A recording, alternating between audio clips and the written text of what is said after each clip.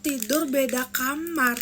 Waktu itu Beli Gede masih sangat sabar menghadapi dan juga menerima realita kehidupan nyentane seperti itu. Sampai akhirnya anaknya pun lahir.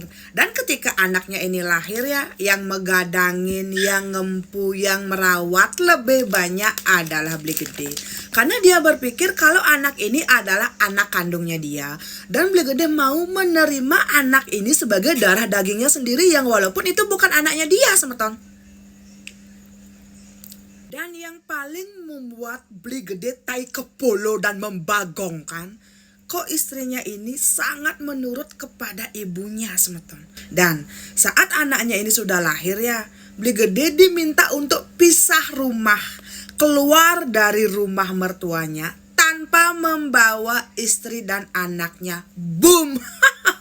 Kok kene, semeton. Dan bahkan ya, saat Beli Gede ini sudah keluar dari rumah keluarga itu, Beli Gede diminta biaya rumah, biaya listrik, biaya air. Di sini polonya Beli Gede mulai mekebengan dan akhirnya tersadar. Apakah ini status nyentane kebanyakan, dan kenapa kok dia seperti merasa sangat-sangat dimanfaatkan dan juga dirugikan, semeton. Belakangan, semeton ya, setelah polonya Beli Gede benar-benar mekebengan, dia tuh mulai sadar ternyata prosesi pernikahan yang dia lakukan dengan istrinya ini, yang konon katanya secara nyentane, tidak. Ternyata prosesi pernikahan itu ya seperti prosesi pernikahan yang istri harusnya ikut si suami, dan bukan proses nyentane, semeton. Gong sekali bukan?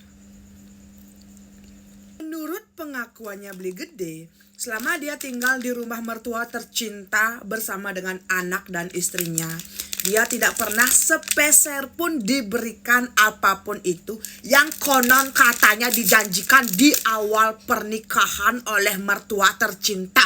Dan di sini Beli Gede merasa sepertinya kok ini seperti penipuan. Dan sepertinya juga dia sudah dimanfaatkan sebanyak itu oleh keluarga mertuanya untuk menyelamatkan putrinya yang memang hamil di luar nikah.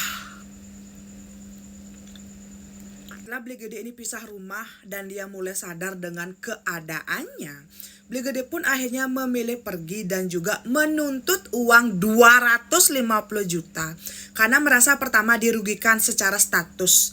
Tidak lebih dari 4 bulan saja dia dianggap nyentane untuk menikah dengan anak dari keluarga itu, tapi setelah 4 bulan itu dia merasa diusir secara halus oleh mertuanya.